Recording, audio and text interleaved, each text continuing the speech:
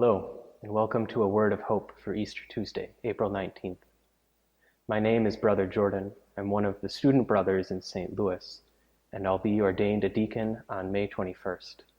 Please pray for me and the 3 other friars who are preparing for that day. As one of my jobs for the community here in St. Louis, I am the sacristan for the house. And among other things, that means that I'm responsible for acquiring the flowers that we have in our chapel for Easter. And that meant that last year, about this time, I was talking to a florist about the lilies that we were going to get for our chapel. And very quickly it became clear to me that I was speaking to someone who knew a lot about flowers.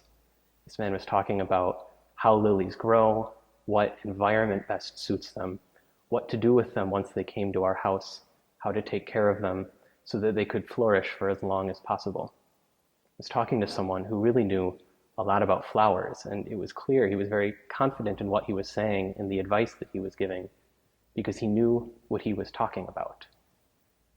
And so, too, in our readings today, we hear about 2 people who are able to speak with confidence because they know what they're talking about. First, in the first reading, we hear about St. Peter preaching to the people in Jerusalem. This isn't the Peter who was weeping after he denied our Lord 3 times. No, now we see St. Peter who has met the risen Jesus, who has been reconciled to him, and is able to speak with confidence to the people of Jerusalem, proclaiming Jesus, calling them to baptism. And people must have seen something in Peter, because we hear that 3,000 people were baptized that day.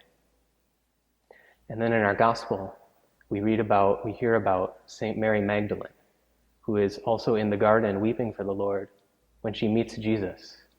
He calls her by name, she recognizes him, and then he sends her to go and tell the disciples that he is risen from the dead. In that moment, Mary knew Jesus. She recognized him. She had an encounter with him. And from that, she was able to go and declare his resurrection with confidence to all his followers. Jesus, too, is calling each of us to know him, to encounter him, and then to go forth, to speak of him to others, to proclaim him to all those we meet, and to speak with confidence, because we know the one about whom we're talking. How is Jesus trying to know you more today? How is he reaching out to you to encounter you so that you can know him? And who is he calling you to speak about him to? Who is he sending you to tell that he is risen from the dead?